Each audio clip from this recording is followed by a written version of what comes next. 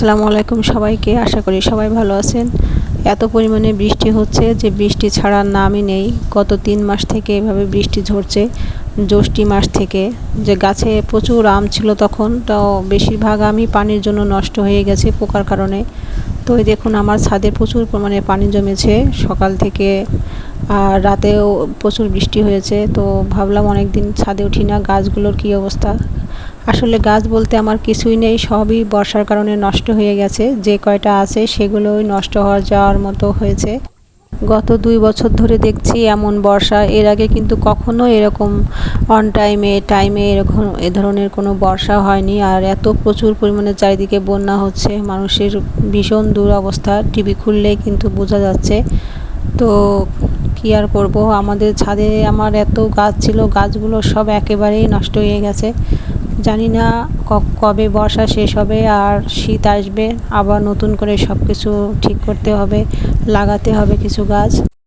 তো সকালে দেখলাম যে আমার নীলকণ্ঠ গাছটায় বেশ কিছু ফুল এসেছে। তো ভাবলাম ফুলগুলো পচে নষ্ট হয়ে যাওয়ার আগে চা বানিয়ে খেয়ে নিই। আসলে এই ফুল কিন্তু প্রচুর পরিমাণে উপকারী, আপনার এতে প্রচুর পরিমাণে অ্যান্টিঅক্সিডেন্ট আছে, যেটা আপনার ত্বকের জন্য খুবই ভালো। তো এই গাছটা আমার 2 বছর বয়স, গতবার লাগিয়েছিলাম। তো মাশাআল্লাহ অনেক ফুল হয়। তো এবার দেখছি একটু কম হয়েছে, মানে ফুল নেই বললে চলে, মাঝে মধ্যে কয়েকটা ফোটে আর কি। ফুলগুলোকে আমি ভালোভাবে ধুয়ে নিয়েছি, আর এবার ফুটন্ত পানির ভিতরে ফুলগুলো দিয়ে দিব, এর যতক্ষণ পর্যন্ত এর কালারগুলো পানির সাথে মিশে যায়। আসলে এই ধরনের ফুল কিন্তু শরীরের জন্য আরও উপকারী। তো আপনারা চাইলে একটু সার্চ দিয়ে দেখতে পারেন।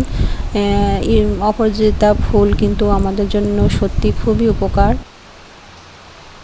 তো পানিতে আমি এখন ফুলগুলো দিয়ে দিব। আপনারা চাইলে এখানে দারচিনি, তারপরে এলাচ, লবঙ্গ এইগুলো কিন্তু দিতে পারেন। তো এই দেখুন আমার রান্নাঘরের পাশে বাঁশবাগান, তো প্রচুর বৃষ্টি শুরু হয়েছে আবারও। তো বৃষ্টির সময় একটু চাটা বেশি খেলে ভালো লাগে। আমি এটা চিনি ছাড়া খাবো, চিনিটা আমি খুব বেশি খাই না, যেহেতু সাদা চিনি। আর যদি বাসায় লাল চিনি থাকে তখন হয়তো 1-2 চামচ দিই। তো আমি এখানে চাটা ঢেলে নিচ্ছি চিনি ছাড়া। তো লেবু রসটা দিইনি, আর লেবু রস খেতে হঠাৎ করে আমার ভালোই লাগছে না। তো যাই হোক, আপনারা কিন্তু লেবু রসটা অ্যাড করতে পারেন, তাহলে কালারটাও সুন্দর আসবে, অন্যরকম একটা কালার দেখা যাবে।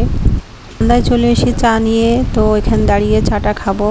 তো প্রচুর পরিমাণে মেঘ ডাকছে, খুব ভয় লাগছে যে কখন না জানি বিদ্যুৎ চমকায়। তো যাই হোক, আপনারা সবাই ভালো থাকবেন, সুস্থ থাকবেন, দেখা হবে আবারও।